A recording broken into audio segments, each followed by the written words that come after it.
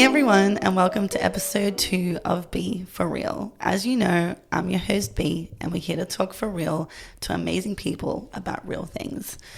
On this episode, I have one of my favorite people with me, my homegirl, my soulmate, my sister, Malika, aka Leeks, is here. And I'm so excited to have her here because we have really incredible conversations about personal growth and self-discovery.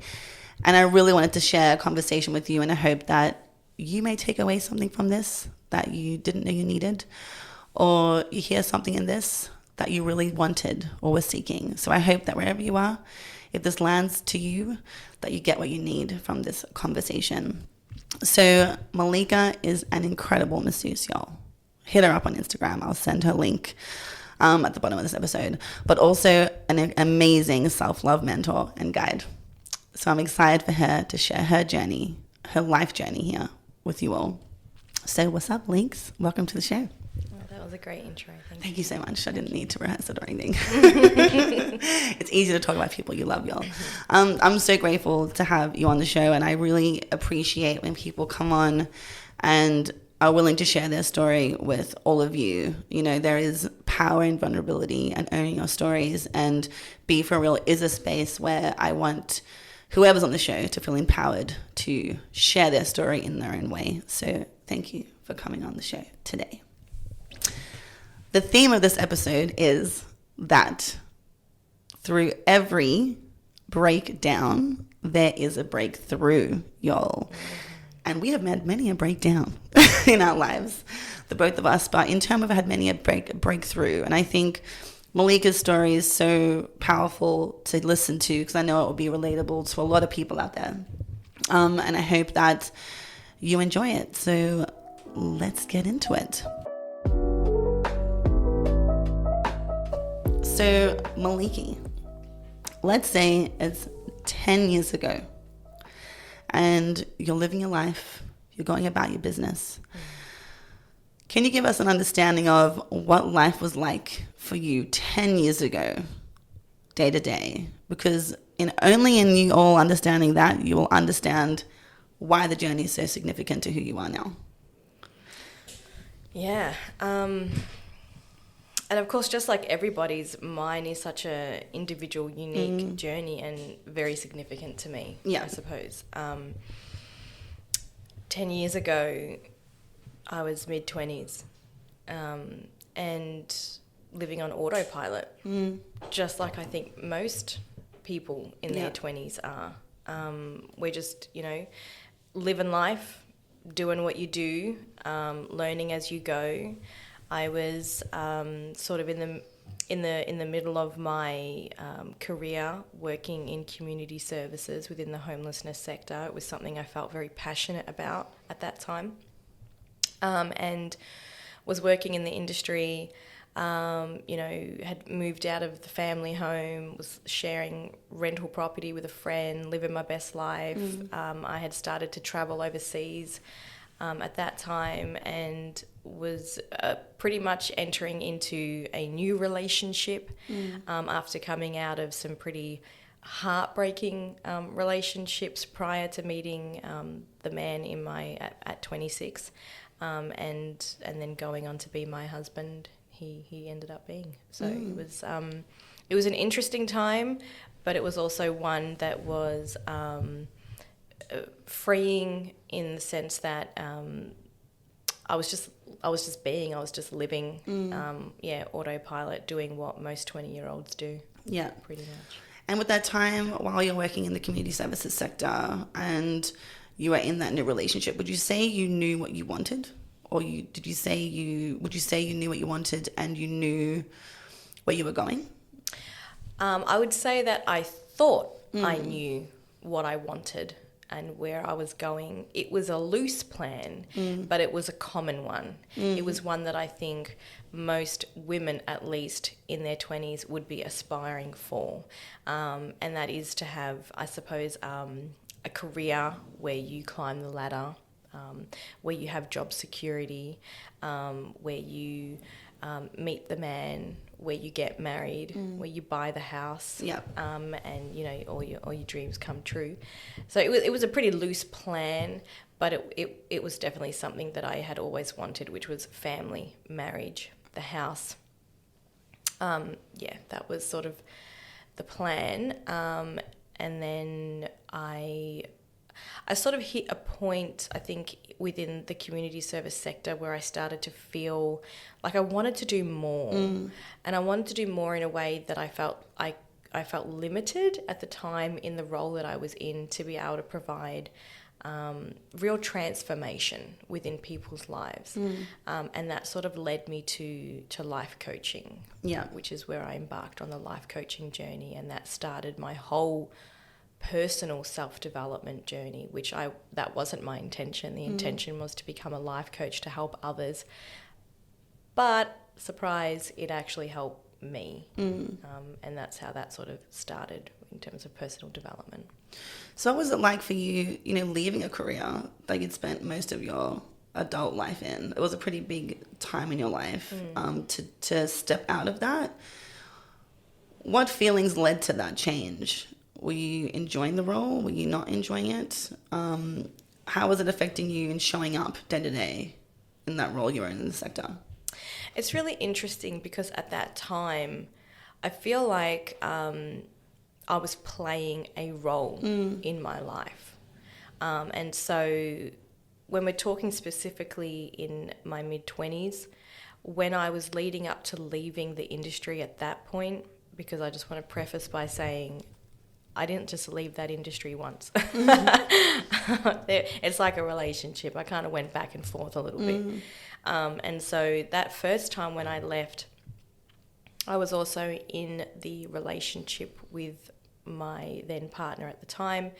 And there was a lot of stress and there was a lot of pressure on me, I suppose, to get it right, especially around finances. And so it felt...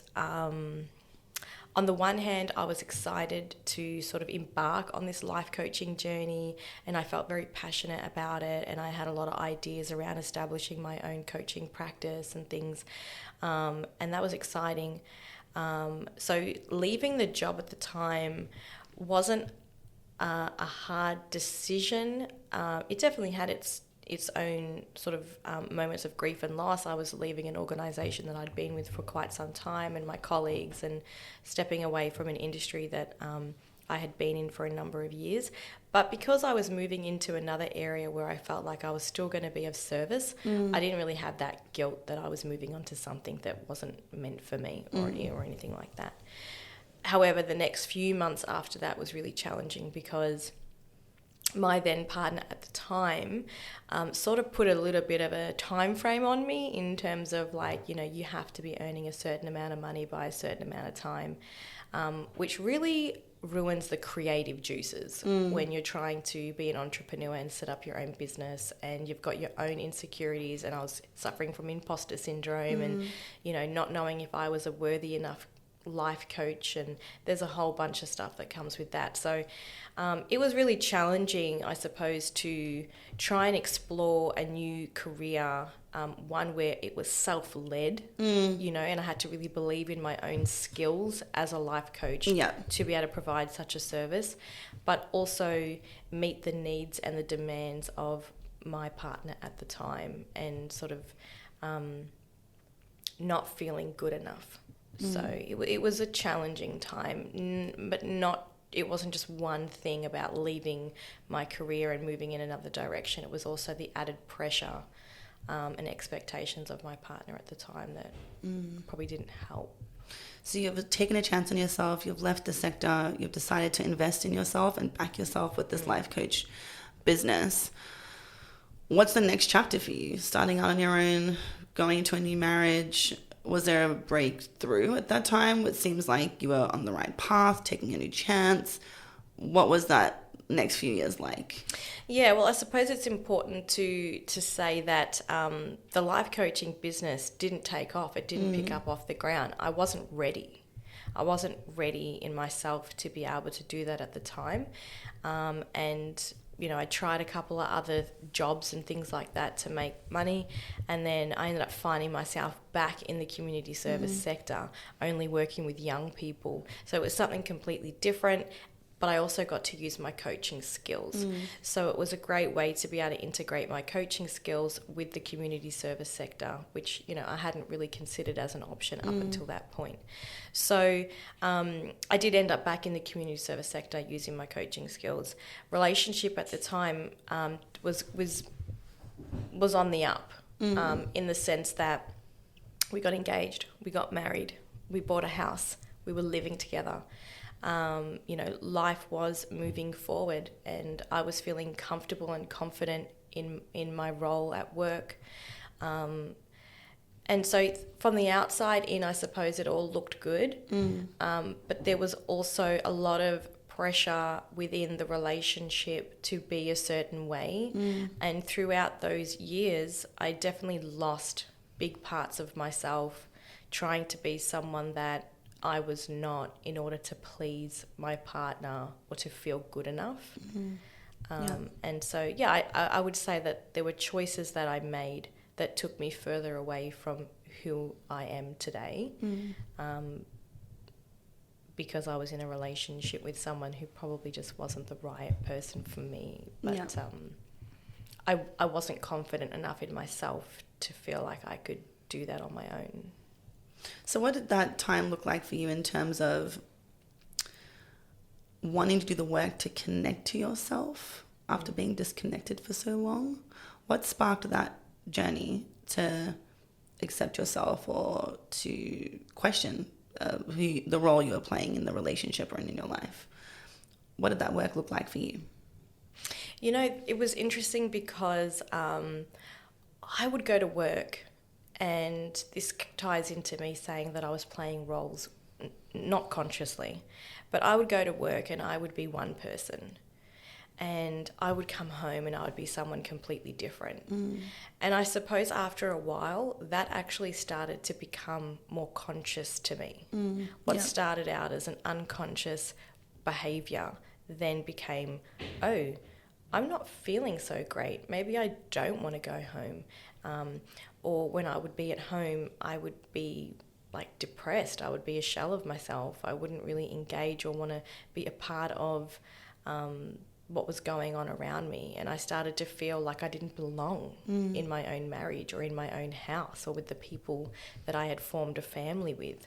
I really started to feel the stark difference between who I was with my friends and at work and even on my own compared to in the relationship and in my own home. So that was the first part, I suppose, where I needed to really think about, am I happy? And it became apparent to me that I wasn't happy. And I started to develop what I considered like an eating disorder, because again I didn't feel good enough. I didn't feel adequate within my relationship, and so I started seeing a therapist and going down that avenue. And she really helped me to see things about myself that maybe I wasn't as bad as I thought I was. And that perhaps the relationship I was in wasn't a healthy one for me. But I had definitely got to a point where I was not connected to myself anymore. I was definitely emotionally detached from myself and was just going through the motions. Going through the motions of life. And that impacted me at work as well, because I started to experience compassion fatigue.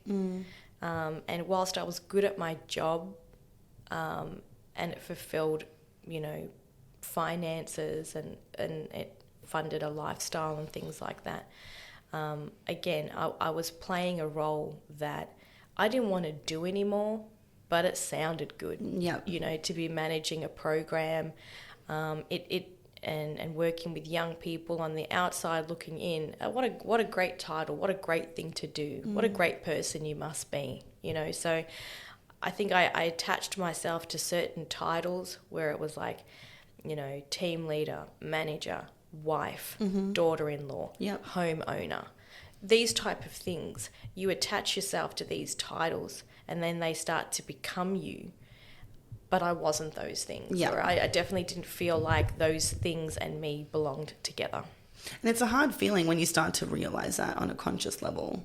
The discomfort becomes paramount within yourself. Can't ignore it. You can't ignore it. You start thinking, am I tired? Why am I so fatigued? It starts to impact your work, as you've mentioned. You know, when that real knowing or that real feeling starts to grow and overtake you, it's almost impossible to ignore. So what happened next? You've got therapy, you're going down paths of doing, inverted commas, the work, you've started the work.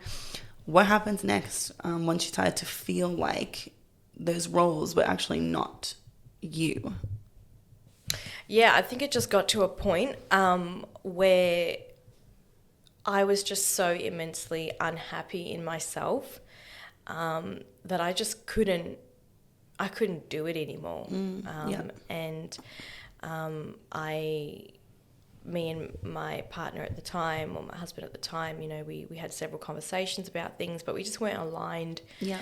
We didn't share the same values and views on certain things. And so, you know, I ended up leaving the marriage.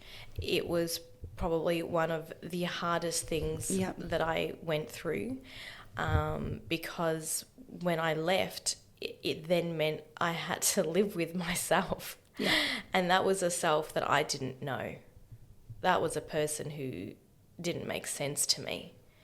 And, you know, I was really blessed to have you and your family there to support me and to provide me with shelter. So, yeah, I guess from that point, it was then a matter of discovering who I am and a lot of listening to podcasts and the self-help books and learning about personal development and yeah, so that's sort of what happened, and traveling and, you know, making a lot of mistakes. Oh yeah, we all make mistakes. We still do. These little breakdowns and things like that came from I would say heartbreak has been a massive teacher in my life. And, you know, going from feeling so controlled and restricted for years within the marriage to then finding myself single and still emotionally detached from myself for quite some time. I went wild. You know, so we had a time, y'all. Yeah, it was. I went wild. I was like, I was making friends, and with that came a lot of heartbreak. Yeah, a lot of suffering, a lot of tears. Yeah, and again, like having to sit with yourself and ask, like, who am I? Yeah, you know, and feeling misaligned. Meditation Game changer. Was a big one for me. Yep. Yeah, I think that's when I started to sort of move into that sort of wellness space. Yeah. So what would you say was the breakthrough of that chapter of your life? Was it the breakthrough? Was it to connect to yourself or to ask the questions, who am I? Was that the breakthrough of that time? Because there was many more after that. Yeah. Like going traveling, I think, you know, like when I sort of took myself off traveling for a few months. Solo backpacking. Massive point of growth for you, I feel. Yeah. And you know, I think there's times in life where you feel like you don't have a choice. Yeah. Like when you're called to something, which I was at that point, you know, I was working in the community sector. I felt like I had reached a really great point in my career by that stage. I was financially secure. Yeah. I was very confident in my skill set, but didn't want to be there anymore. Thought, you know what, I've got so many of my own problems. I can't manage other people's right now, and I got to go. And I suppose the only way I could really justify leaving was going on a holiday. Yeah. I was going on a big holiday. I'm out. And being with myself overseas for a few months was was liberating, and it was challenging and freeing at the same time. And I met parts of myself that I didn't know existed, and I created friendships with people that I didn't think possible. I remember prior to leaving, my biggest fear was no one's going to like me. Yep. It's going to be the loneliest, boring time away because I'm not going to make any friends. I'm not interesting enough. You know, I had all this self-doubt.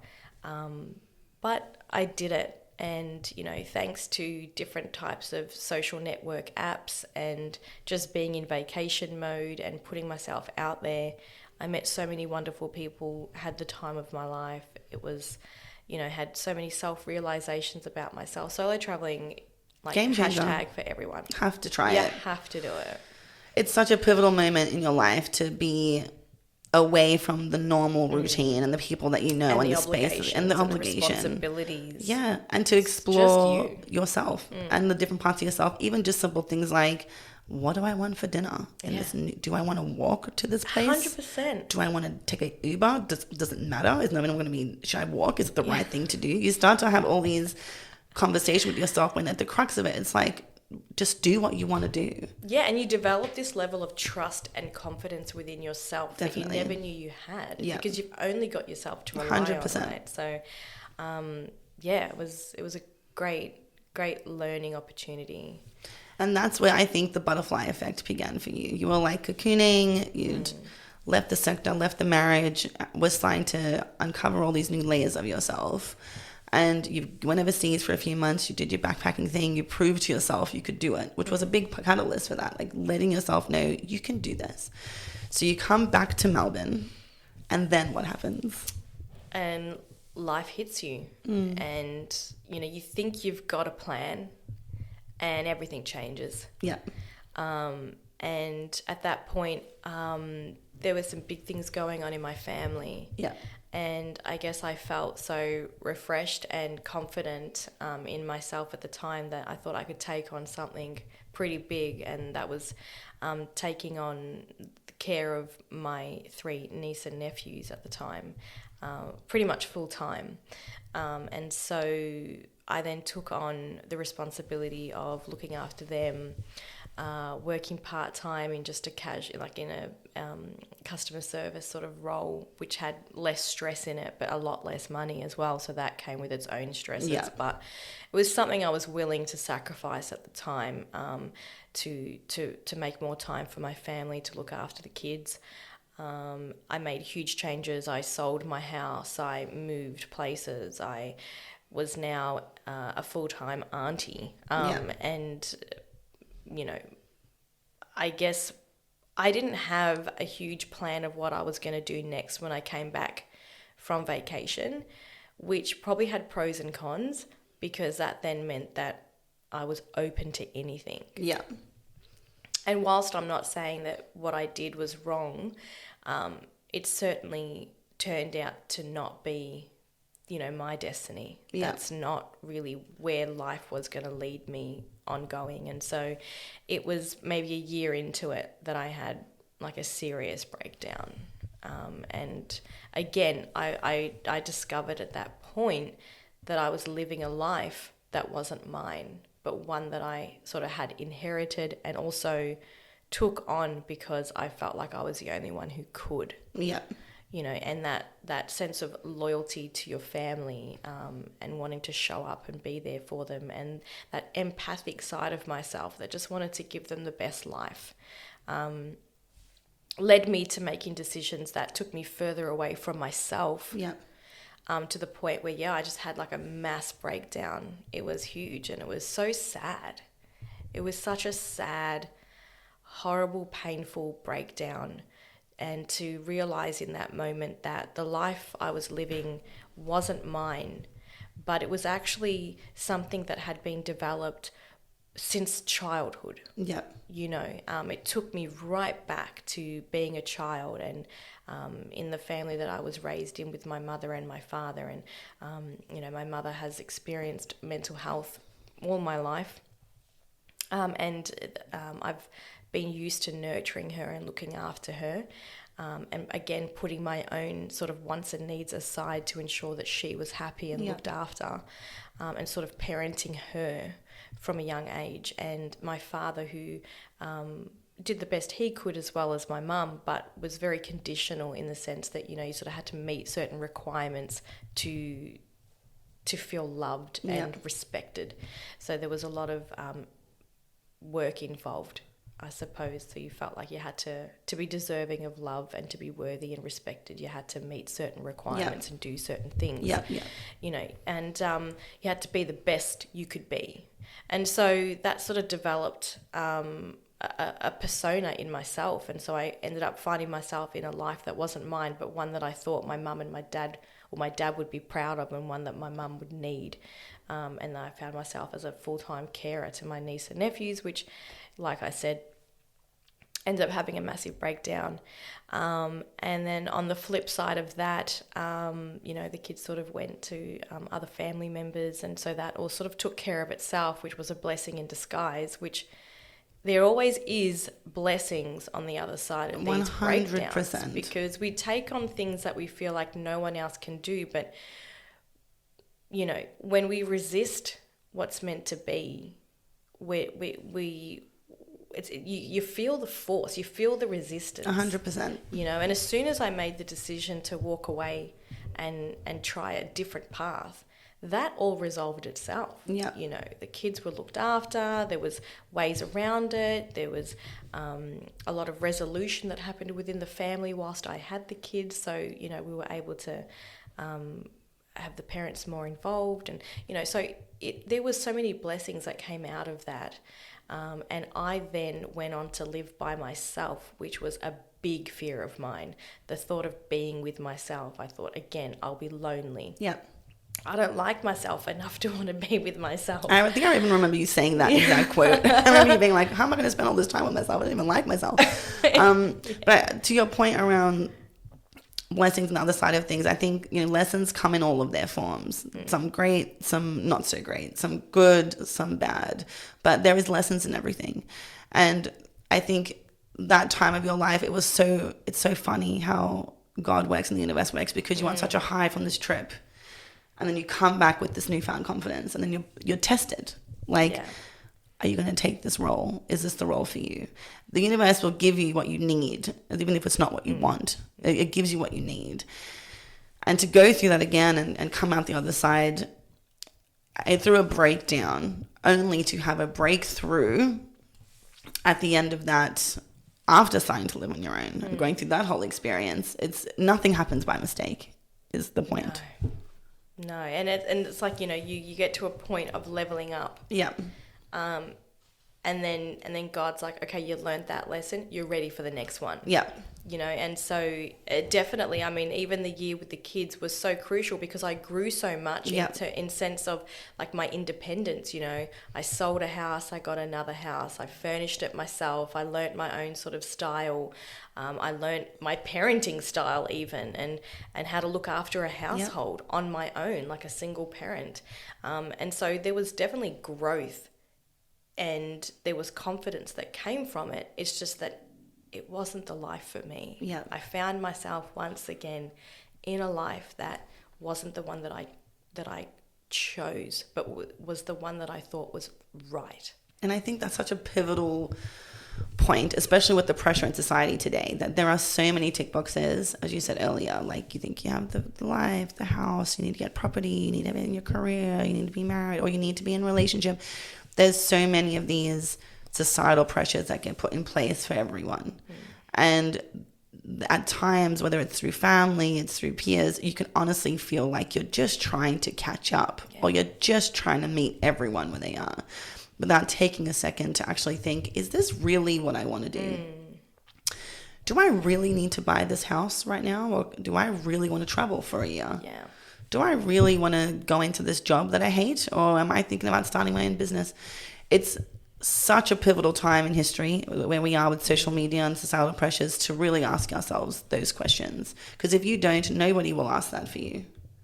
Like, no one will steer you off the path you're on except yourself. 100%. Nobody can do that for you.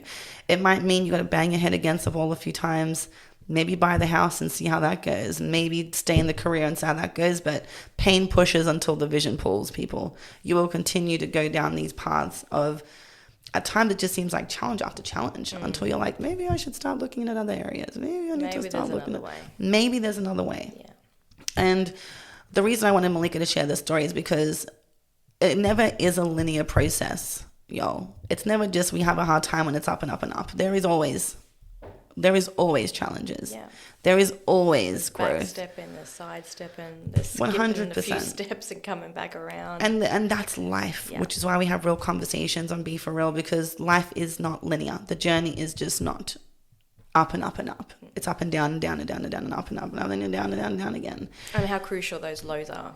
And how crucial it is for us to learn from those lows and learn about ourselves 100%. Through those lows to prepare you for when it is up. Because if you're not ready, you cannot sustain the blessing when it's up. No. You got to learn about that. You got to learn about yourself when it's down. So you're now living on your own. You're in your own place. You're living on your own for the first time. What is this part of your life like? Well, here's that thing where like the universe throws a spanner. Yep. So I'm thinking, great, I get myself a 1-bedroom apartment. I'm in a great location. Yep. There's bars and restaurants and cafes and nature walks, and you know, you're not too far. I've got friends not too far. And it all starts out great. And then we're like in the midst of the COVID-19 pandemic, living in Melbourne, where we had the harshest lockdowns in 2021. So I really found myself isolated. Yep. You know, there was no avoiding me. Yep. It was scary at times. But can I also say, I probably dated more that year than I have in my life. Okay. Shout out to Hinge, y'all. It was a different app then to what it is now, from what I can understand. But Hinge came through at that time. My goodness, did I find ways. So that was really, you know, it was such an interesting time, again, of self-discovery and creating a home for myself. It was like this little Zen den. And I would feel myself, you know, I would be out in the world and then I would come home and I would just breathe. You know, that's something to really pay attention to. Totally. Is that when you step in your home, how do you feel? Are you breathing easy? Are you feeling relaxed? Are you feeling inspired? Are you feeling chill? Are you feeling whole? Or are you not? To your point earlier as well about the home you were in, that you would go there and feel different and leave and feel different. And how many roles and costumes we play within a day. Yep. You know, because if you walk into your door, like, not just physically exhausted, but like, damn, like, I can breathe, because for the rest of the day, I was not. I was someone that I needed to be, because we're always on. And so, yeah, like that space for me was a real safe space. It was a place where I could break down and cry and I could dance and I could walk around naked and I could create my own morning rituals and, you know, just enjoy myself. And there was a lot of heartbreak in that apartment too, because with dating comes heartbreak. And I've had a lot of that. I've had a lot of situationships. I had a lot of the wrong situationships. And a lot of that came from just not knowing my worth, not understanding how to put in place boundaries, not valuing myself. And then that leads to choosing people that are not right for you. So that year was a year of like really, I guess, being with self, holding space for self, creating a home, and understanding how dependent I was on romantic relationships. Yeah. You know, because it almost felt like I was forced to be on my own that year. And yet I was constantly trying to find men, or the man, I should say, to do life with, because I felt so uncomfortable doing it on my own. And I think there was a point where I was so heartbroken after the ending of one of these situationships, where I thought, I can't live like this. I can't be so broken after a relationship that I can't get myself to work. That I start neglecting all parts of myself.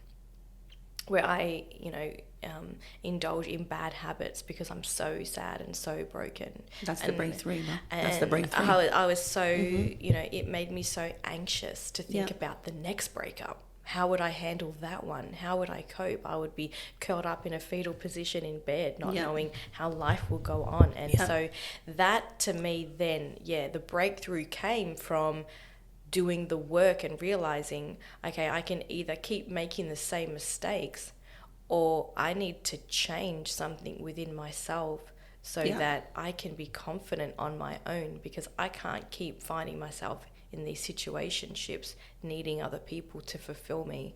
Like, I really need to figure out how to make myself happy. And so that if I do meet someone and it doesn't work out, that I'm not so crushed and broken if it doesn't, but that I have the confidence to keep moving forward. And if anything, I draw the line on when something doesn't work. So then I started that self-development journey, but without realizing it, I also met someone throughout that time who took me on a real spiritual awakening. And that changed my life. And that's the breakthrough. That's another breakthrough. And at the point when you're feeling like you're broken down, trust the process. Trust the process. Trust the pain. Trust that it will teach you something, and lean into the breakthrough. So the pandemic happened, but this isn't a pandemic podcast, so we're not going to talk about that. But that lockdown period happened. You're starting to explore your worth and recognize your worth and what you have to share with the world. You've met a few interesting people that have taught you different things, and then you're having this spiritual awakening. And what does that look like for you? What does that look like for you after what you've experienced and the journey you've been on? Keeping in mind, people, we're on a 10-year very quick recap right now. And you're now at the point of living on your own in the pandemic, and you're about to have a spiritual awakening. And what does that chapter look like for you? That was such a tornado. Like, it was massive, and it was so unexpected. I had obviously by that point spent several years,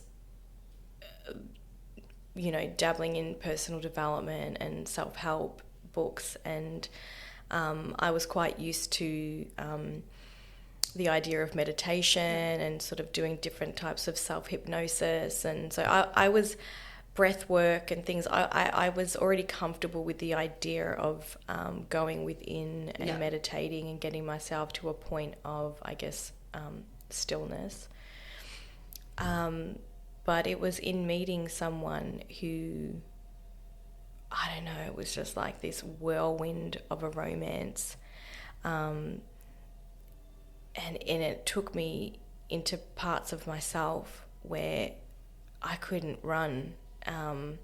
It was like meeting a mirror. And he reflected back to me all the parts of myself that I didn't like. And that was the beginning of a really uncomfortable spiritual awakening, because when you're confronted with the parts of yourself, those shadow aspects of yourself that you've probably denied, suppressed and rejected for such a long time, but you can't run from them anymore. It was really confronting. I was really blessed to have, I guess, that guy in my life at the time who was able to hold my hand through that process, because he himself was going through a spiritual awakening. So we were kind of on this quest together, learning these things about ourselves. But on the flip side, he was really unhealthy for me, because he was just reinforcing my need to understand self-worth and boundaries, because he wasn't actually someone who had intentions of being with me long term.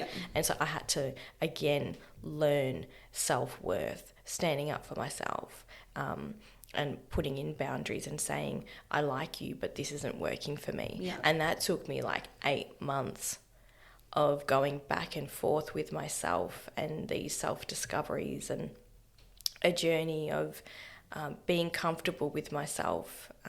And it's such a hard thing to describe and put into words, without going into real detail about a spiritual awakening, which I don't really want to do because that's not really the purpose of this podcast today. But I think my life after the spiritual awakening completely changed, and my understanding of the universe, and my relationship to God and how I fit in and where I belong, and the people in my life, everything changed. My perspective on the world changed, and how I felt about things changed. So it was huge, and it continues to evolve and grow every day.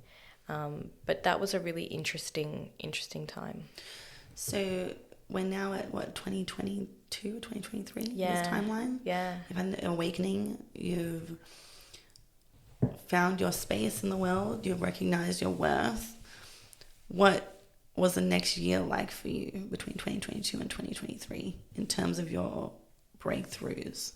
So I guess I should also point out that when COVID hit, there was obviously a big push for vaccinations, and I need to make a point of saying that I chose personally not to be vaccinated, and for that reason, I could not work in the community service industry anymore. So for 2 years or more, I was sort of like jobless, because there wasn't a lot of options for people who were not vaccinated, which had its challenges, obviously.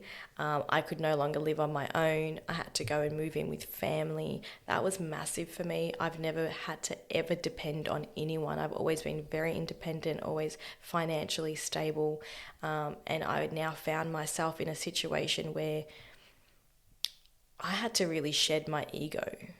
I really had to let go of this idea of being perfect and being the one that everyone depended on. It stripped me back, and I was now sort of helpless. I needed people. I needed my family. I needed my friends. So I ended up having to move back in with family. I didn't really have much money to my name. I was on government support. I found myself in what I guess some would consider like the worst situation, going from a life that was everything to nothing. I was jobless. I had no money. I was alone, in that I wasn't in some happy, healthy, loving relationship. I had my health. Yeah. And that's huge. I had my health. And I had my mind. And I had myself. And I suppose that then led me to then really thinking about, well, what do I actually want to do? Yep. It gave me the freedom to actually think about what I wanted to do. It gave you space. And that's a really important point, because in the midst of darkness, there is a glimmer of something. 100%. And as you said, I know that time was a really massive time for you in your life. And you had experienced a life where you actually had it all, and then you gave it away by choice, and then you got more of it by hard work, and then it was taken almost from you by the decisions of the government and the work at that time. But in that time where you had nothing but space to feel, to learn, to explore, to ask yourself questions like, what do I want to do? Who do I want to be? Who am I? A big question we both asked ourselves in that time was, where do we hold our value? We're not tied to careers. Yeah. Is it in titles? Is it in living on our own? Is it in property?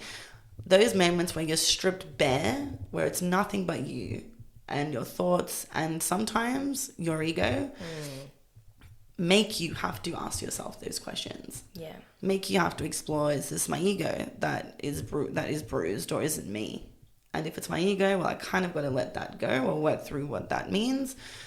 But there is a glimmer of something in the midst of darkness. There is a glimmer of something. 100%. And that time, as hard as it was, it gave you space, and it kind of led you onto the journey you're on now. Yeah, and I think I guess again, like I said, I've been on this spiritual awakening journey for a couple of years now, and there are days where you'll just wake up and you'll have like this mass epiphany or a realization or a download or whatever you want to refer to it as, where for me a lot of the time it happens when I'm driving in the car, and I'll all of a sudden have this knowing about something, and there's always signs and synchronicities and messages along the way that give you guidance if you want to hear them.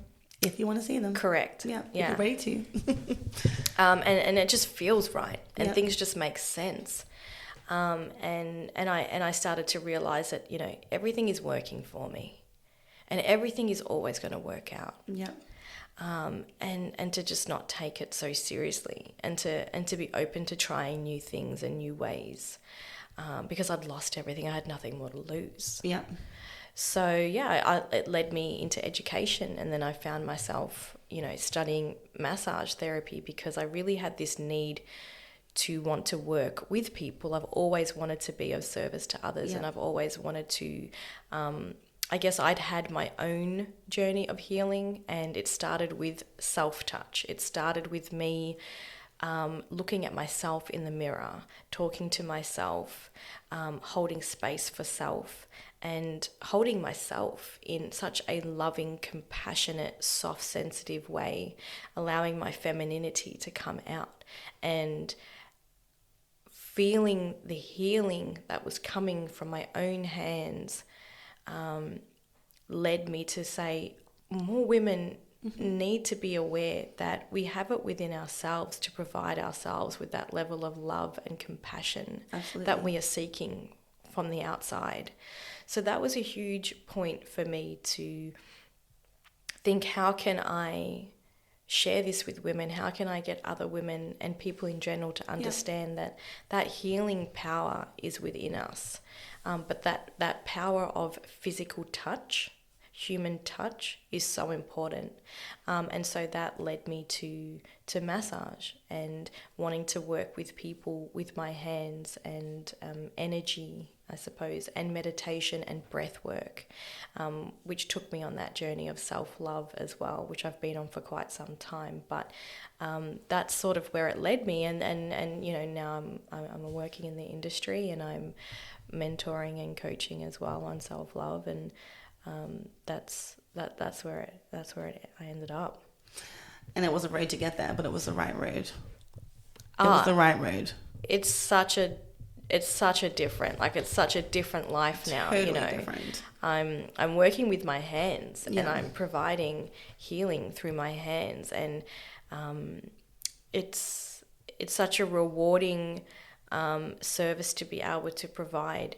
But it's also because I'm in relationship with the universe and with God, and nothing I do is on my own. It's, you know, it's all through the universe, and people putting their trust in me, but also willing to let go and be taken on a journey as well. So it's a great feeling, and I'm glad to be here, and it's still unfolding. It's still so new. So I have no idea where I'm going to end up. The only way up is to keep going the way that you're going, Malika. Yeah. And the universe will, of course, give us challenges to push us to grow. But one thing I think that your story shows is that everything happens for your highest good. 100%. Everything happens for you. You might feel like it's happening to you, but it's happening for you. And I think you're right, though. I think, you know, when we hit those rock bottoms, we have a choice. We have a choice to stay in the darkness or to step into the light. And you may not know what that looks like, and you may not know how that's going to happen, but you have to believe. You really have to believe that there is no other choice. You know, and for me, I've always had the hunger to be the best version of myself. And I want to say that's a big part of the spiritual awakening for me, was understanding my purpose. And for me, it's always been to be the best version of myself, so that I can be of service to others and show up in the best possible way. So I am my life's mission.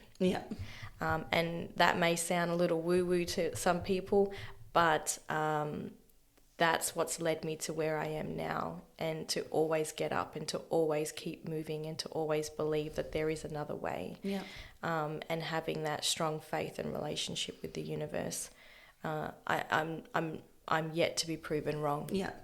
And, you know, universe could be God, energy, whatever you call it. But I think when you have faith in something bigger than you, in the midst of your lows, as you said, in the midst of the deep, dark points, there is hope. And there is a trust that even as bad as it looks, as bad as the odds are against you, things will get better. You don't know how. A way will be shown. Out of no way, a way will be made. Okay, out of no way, a way will be made. And I think your story is a very pivotal example of that. Whether it's in the wrong career, in the wrong marriage, in traveling, living on your own, when things seem lost and things seem taken away, it's actually an opportunity for you to get more than you've ever imagined possible. 100%. And you have to be willing to let go. 100%. You know, you have to be willing to walk away from the parts of your life that don't align and don't feel right, and to never settle. Yeah. But to stay curious. Yeah. And yeah, so I think, you know, for me personally, there's a little bit of a taboo subject, but like divorcing was the best thing that could have ever happened to me. It gave me my life back. Yeah. It gave me my freedom. It meant that he could go on living the life that he had dreamed for himself. Yeah. And I could go and create mine. Yeah. You know, it was like a rebirth. And yeah, like, I guess dreams can come true. Definitely. In the darnest ways. Yeah. You know, and not attaching to one way and it being the only way. I'm a massage therapist today. I don't know where I'm going to be 10 years from now. Yeah. 10 years ago, I was in community services and I was married and I was a property owner and I was living a life that I thought I wanted but actually made me miserable. Yeah. You know, I'm sitting here today as a massage therapist in a very healthy, loving relationship with a man who I adore and brings out the best parts of myself as well. I'm renting, I'm sharing with people, I'm still discovering who I am and I'm loving every moment of it, even the parts where it feels hard and uncomfortable. I'm learning about myself and I'm bettering myself and, you know, there's still so much to be done, but I love that about life. Yeah. So 10 years from now, who knows where I'm going to be? And I'm not upset about that. Yeah, it's exciting actually. Yeah. When you start to trust the process and trust that what is for you will be for you, the way you get there isn't so much about the point anymore. It's knowing that you'll get there in the way that you're supposed to. So what would you say to Malika if you were talking to her now? She's in the midst of her career in community services. She's married. She's having a rough time. Looking at her now, what would you say to her? And she doesn't know where her life's going. Yeah. I would probably say trust the process. Just trust the process. It's all going to work itself out. And laugh more. Yeah. Play more. Play is so important. Laughter is so important, especially for those who are drawn into personal development and wanting to constantly strive to be the best version of yourself. It can get really serious. Play. Laugh. You have to. Play, laugh, be curious. Don't take things so seriously and allow life to happen. Don't resist so much. Yeah. There's a lot. I'd give her a lot of advice. I think, you know, this is such a pivotal story for so many people out there to know that as much as it seems hard now, trust it will get better. I think you've had an incredible life where it even supports you to be a better person of service because of your journey. You had your own journey to share and experience to share with those that you're supporting. I feel like life is a teacher, and if you're willing to lean in, it will show you the lessons that you are destined to have if you're ready to receive them. I think that the only way out is through, and that through every single breakdown, there is a breakthrough. Amen. Amen to that. So that's episode 2, y'all. We hope you enjoyed the show. Thank you so much, Malika, for joining the show today. Thank you for having me. I love our conversations, and I really hope you guys enjoyed this too. And I hope whatever you needed from today, you got. I hope if something hit the spot for you, it takes you on to the next period of your journey of growth and self-discovery. And if you just needed something good to listen to, catch the energy we're sharing with you. We appreciate your listening. Thank you so much. Peace and love.